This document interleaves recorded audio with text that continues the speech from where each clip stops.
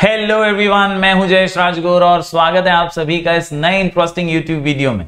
दोस्तों, हम पढ़ रहे हैं क्लास 11th का OCM यानी organisation of commerce and management. ये है chapter number 5 forms of business organisation 2 का लेक्चर नंबर 8। जी हाँ दोस्तों, पिछले 7 वीडियोस के अंदर हमने अलग अलग फॉर्म्स ऑफ बिजनेस ऑर्गेनाइजेशन को जाना, उनके फीचर्स, मेरिट्स और डीमेरिट्स देखे। पिछले वीडियो में हमने मल्टीनेशनल कॉर्पोरेशंस के यानी MNCs के फीचर्स जाने।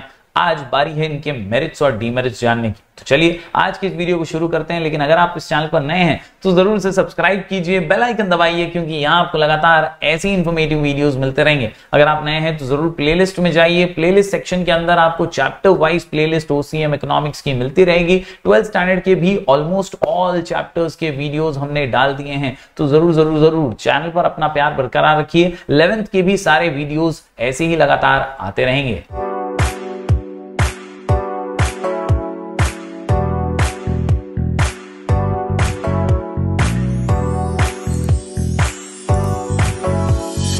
तो दोस्तों, जैसा कि हमने पिछले वीडियो में भी डिस्कस किया था, मल्टीनेशनल कॉर्पोरेशन वो कॉर्पोरेशंस होते हैं, वो बिजनेस ऑर्गेनाइजेशन हैं जिनकी ब्रांचेस सिर्फ एक जगह पे नहीं, बहुत सारे देशों में हैं। जी हाँ दोस्तों, जब मल्टी नेशन या हम कह सकते हैं जब वेरियस नेशंस में एक कंपनी बिजनेस करती है तो उसे मल्टीनेशनल कॉर्पोरेशन कहते हैं। यहां पर उदाहरण के तौर पर बाटा इंडिया, टाटा मोटर्स, ये कुछ भारत की मल्टीनेशनल कंपनीज हैं जिनका व्यापार दूसरे देशों में भी है। A multinational corporation is a business organization that operates in many different countries, तो दोस्तों, जैसा कि आप जानते हैं हर सिक्के के 2 पहलू होते हैं, मेरिट्स हैं और डीमेरिट्स भी हैं। तो ये मल्टीनेशनल कॉर्पोरेशन के भी कुछ फायदे हैं, कुछ पॉजिटिव्स हैं। पैसा जो है यहां पर लगाना भी बहुत पड़ेगा और आएगा भी बहुत। तो कहीं ना कहीं सिक्के के दोनों ही पहलू आज के इस वीडियो में हम जान लेते हैं। चलिए सबसे पहले शुरुआत करते हैं मेरिट्स ऑफ मल्टीनेशनल कॉर्पोरेशन के साथ। जी हाँ दोस्तों, कुल मिलाकर के 8 पॉइंट का ये आंसर है और इन 8 पॉइंट को आसानी से दिमाग में फिट करने के लिए,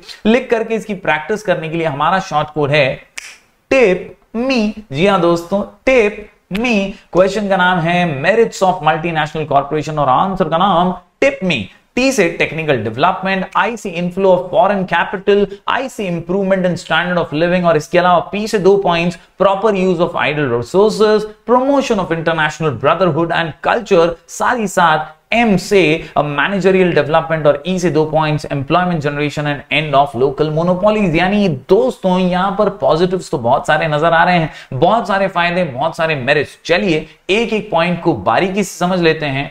टिप मी। सबसे पहले दोस्तों बात करें टेक्निकल डेवलपमेंट की, तो याद रखिए दोस्तों, जब आप एक कितने लार्ज स्केल पर, बड़े लेवल पर बिजनेस कर रहे हैं तो टेक्नोलॉजी में अपग्रेडेड रहना बहुत जरूरी है।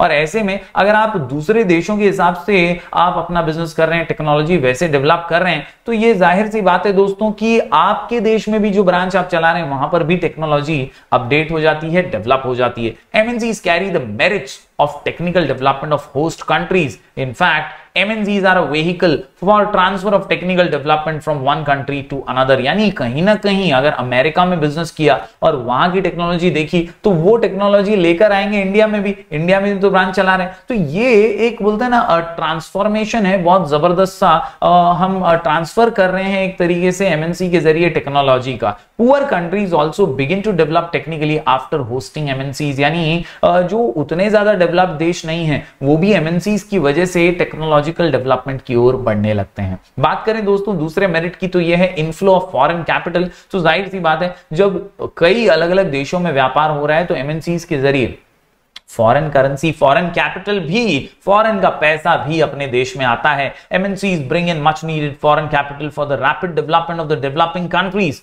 This inflow of capital will bring much needed boost for growth of domestic economy। यानी अपनी लोकल इकोनॉमी को फॉरेन करेंसी के आने से बूस्ट मिलता है और MNCs ही जिम्मेदार हैं जो फॉरेन कैपिटल लेकर आती हैं। और इसीलिए तो हम इन्हें बैकबोन कहते हैं, रीढ़ की हड्डी कहते हैं हमारे इकोनॉमिक डेवलपमेंट का, क्योंकि MNCs के जरिए फॉरेन कैपिटल जो है देश में आता है और इससे तेजी से ग्रोथ होता है। बात करें दोस्तों अगले पॉइंट की, तो ये है टिप मी के अंदर I से ही improvement in standard of living. जाहिर सी बात है, हमारा ग्रोथ हो रहा है, हमारा विकास हो रहा है, तो ओवरऑल ग्रोथ हो रहा है ना, और सस्टेनेबल ग्रोथ है, तो कहीं ना कहीं हमारा स्टैंडर्ड जो लिविंग का है वो इंप्रूव होता है, उसकी एफिशिएंसी बढ़ती है। By providing quality products and services MNCs help to improve the standard of living of the people of the host countries। यानी जहां पर MNCs जा रही हैं वो बेहतर प्रोडक्ट्स, बेहतर क्वालिटी देने की कोशिश करती हैं, जिसके जरिए वहां के लोगों की भी स्टैंडर्ड ऑफ लिविंग इंप्रूव हो जाती है।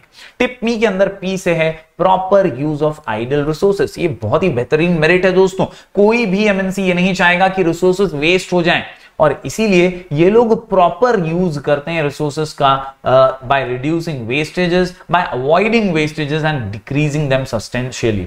MNCs are in a position to utilise ideal physical and human resources properly of the host country. यानी जहां पर वो बिजनेस कर रहे हैं होस्ट कंट्री में जाकर के उस कंट्री के सभी रिसोर्सेस को प्रॉपरली यूज करते हैं ताकि वेस्टेज ना हो। Because of their advance technical knowledge this results in an increase in national income of the host country. तो जहां ये बिजनेस कर रहे हैं उस कंट्री का तो भाई नेशनल इनकम अच्छा खासा बढ़ेगा अगर ये लोग रिसोर्सेस को प्रॉपर्ली यूज करेंगे। बात करें अगले पॉइंट की, तो ये पी से पॉइंट है promotion of international brotherhood and culture. जाहिर सी बात है कल्चर का मीटअप होता है, कहीं ना कहीं कल्चरल बॉन्डिंग बढ़ती है, लोग एक दूसरे को जानते हैं, इंटीग्रेट होती है economies various Nations with world economy through their international dealings. आज भारतीय संस्कृति, भारतीय कल्चर जो है पहचान है भारत भर की, दुनिया भर के अंदर, और इससे बड़ी कोई चीज नहीं है। कई MNCs जो भारत की हैं और विदेशों में व्यापार करती हैं वहां पर भी इंडियन कल्चर को डेवलप करती हैं। MNCs promote international brotherhood and culture and pave वे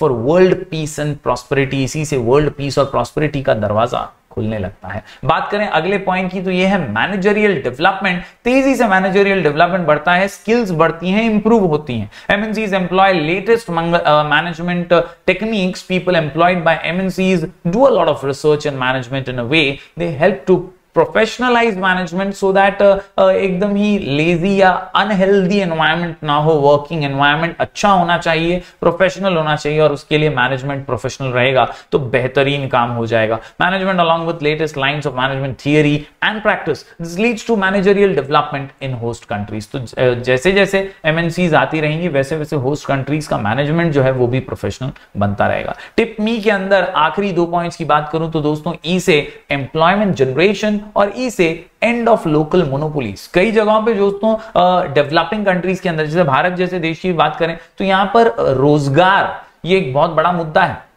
बेरोजगारी तेजी से बढ़ रही है और ऐसे में मल्टीनेशनल कंपनीज आती हैं तो वो रोजगार लाती हैं, वो नौकरियां प्रोवाइड करती हैं और इससे एम्प्लॉयमेंट जनरेशन होता है। MNCs create large scale employment opportunities in host countries. This is the big advantage of MNCs for countries where there is a lot of unemployment. तो अगर हमारे देश में बहुत सारी MNCs आएंगी तो जाहिर सी बात है यहाँ के लोगों को नौकरियां मिलेंगी और एम्प्लॉयमेंट जनरेशन होगा। तो ये सबसे बड़ा मेरिट है MNCs का। बात करें एंड ऑफ लोकल मोनोपोलीज की, तो कहीं ना कहीं ये घातक भी है, खतरनाक भी है, लेकिन अच्छा भी है। कई जगहों पर मोनोपोली यानी बहुत ज्यादा हम कहते हैं सिंगल की दादागिरी देखी जाती थी और उसका कोई कंपटीशन ही नहीं हुआ करता था। लेकिन MNCs के आने की वजह से ये लोकल मोनोपोलीज जो है वो टूटी हैं और उन्हें भी एक परफेक्टली कॉम्पिटिटिव मार्केट में बिजनेस करने का मौका मिलता है। The entry of MNCs lead to competition in the host countries. Local monopolies of host countries either start improving their products और रिड्यूसिंग देयर प्राइसेस। तो कहीं ना कहीं कंज्यूमर का बेनिफिट, कंज्यूमर का फायदा होने लगता है। Thus MNCs put an end to exploitative practices of local monopolists.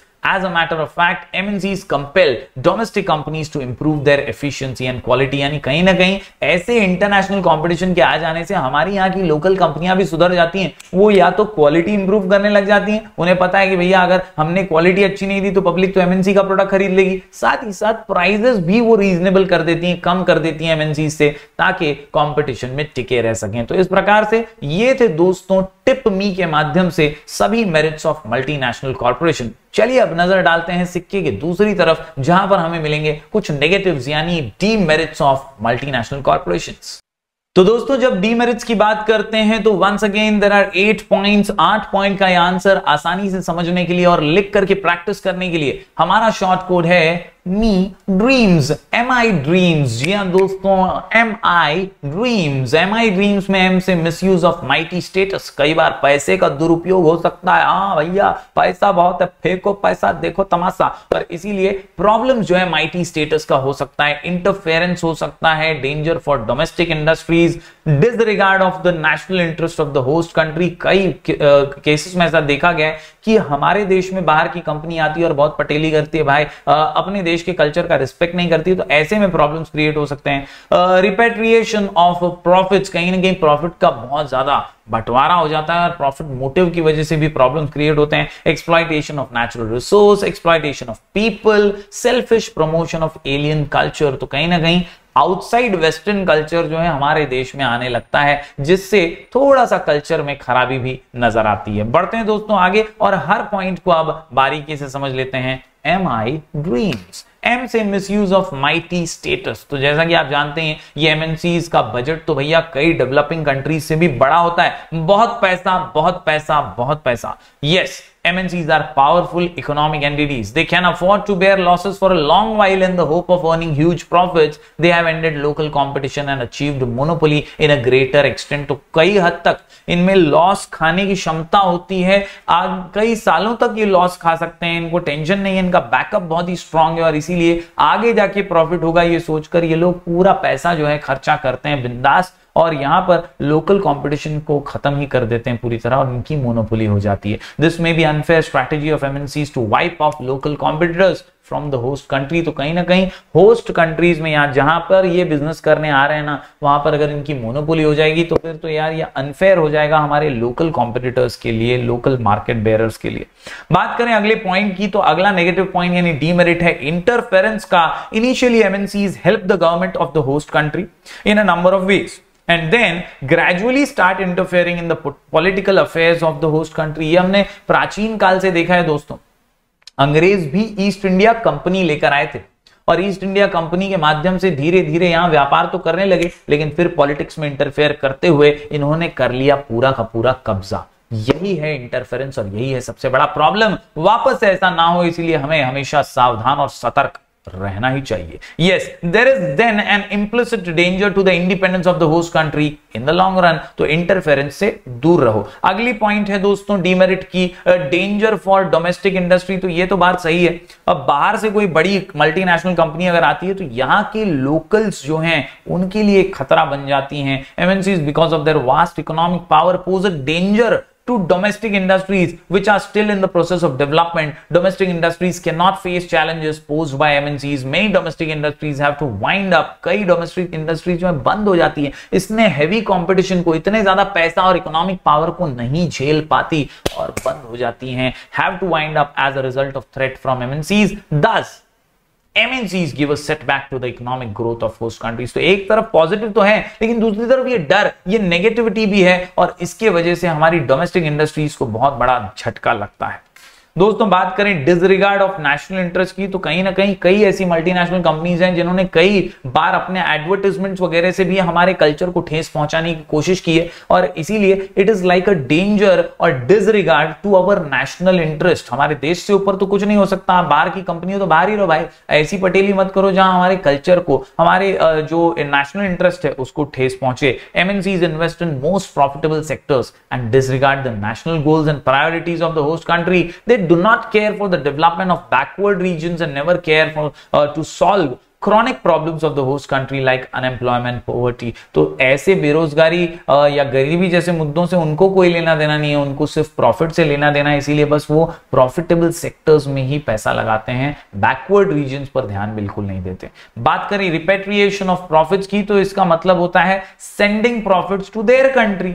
जाहिर सी बात है, कोई अमेरिकन कंपनी इंडिया में आई है तो वो प्रॉफिट इंडिया से उठा के अमेरिका ही लेके जाएगी, अपना पैसा पराया पैसा बन जाएगा, अपना पैसा यहां से विदेश चला जाएगा। ये जो है ना दोस्तों, ये अपनी इकोनॉमी को ड्रेन भी कर सकता है। Repatriation of profits means sending profits to their country. MNCs earn huge profits. Repatriation of profits by MNCs adversely affects the foreign exchange reserves of the host country, which means that a large amount of foreign exchange goes out of the host country. यानी अपने देश से बाहर बहुत सारा पैसा चला जाता है एमएनसीज के माध्यम से, आता भी है लेकिन जाता भी बहुत ज्यादा है। एक्सप्लॉयटेशन ऑफ नेचुरल रिसोर्स, तो हमारी नेचुरल रिसोर्सेज जिन पर हमारा अधिकार है, कहीं ना कहीं ये एमएनसी आकर के उन्हें भी एक्सप्लॉइट कर लेते हैं, नेचुरल रिसोर्सेज को भी पूरी तरह से जो है अपने इंडस्ट्रियल और प्रॉफिट मोटिव के लिए यूटिलाइज कर लेते हैं। MNCs tend to use the natural resources of the host country carelessly.